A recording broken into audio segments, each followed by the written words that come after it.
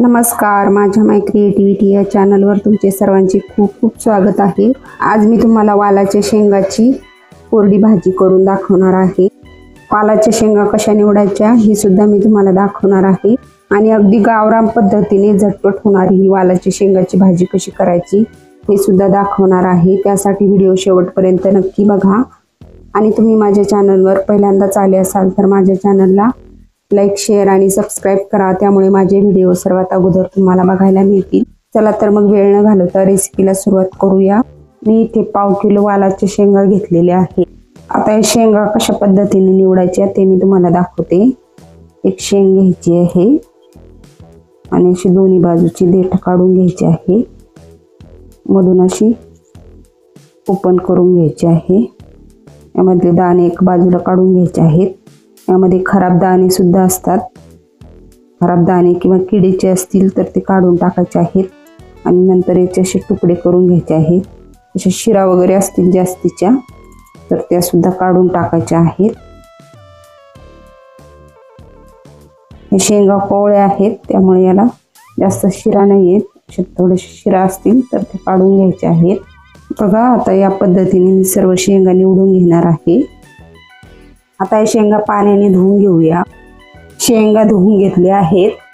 आता मिक्सर मध्ये आपण मिरचीचं वाटण करून घेऊया। त्यासाठी मी इथे 4 हिरव्या मिरच्या घेतलेल्या आहेत, 10-15 लसूण पाकळ्या घेतल्या आहेत।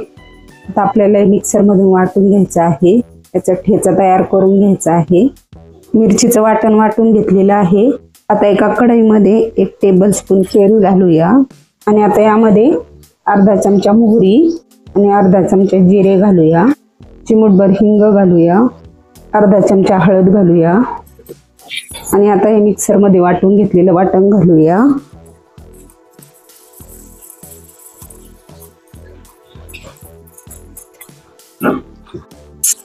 परतून घेऊया आणि आता यामध्ये या वालाच्या शेंगा घालूया आणि परतून घेऊया। चवीनुसार मीठ घालूया। मी इथे अर्धी वाटी भाजलेल्या शेंगदाण्याचं जाडसर कूट करून घेतलेला आहे, तर ते यामध्ये घालूया आणि आता थोडीशी बारीक कापलेली कोथिंबीर टाकूया आणि मिक्स करून घेऊया।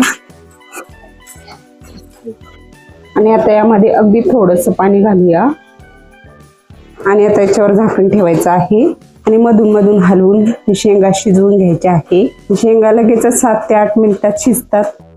7-8 मिनिट झालेली आहेत आणि बघा शेंगा छान शिजलेल्या आहेत। हे शेंगा अगदी 7 ते 8 मिनिटातच शिजतात।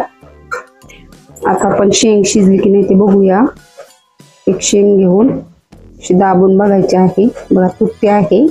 जी शेंगा आता छान शिजलेली आहे आणि बघा अगदी कोरड्या झालेल्या आहेत।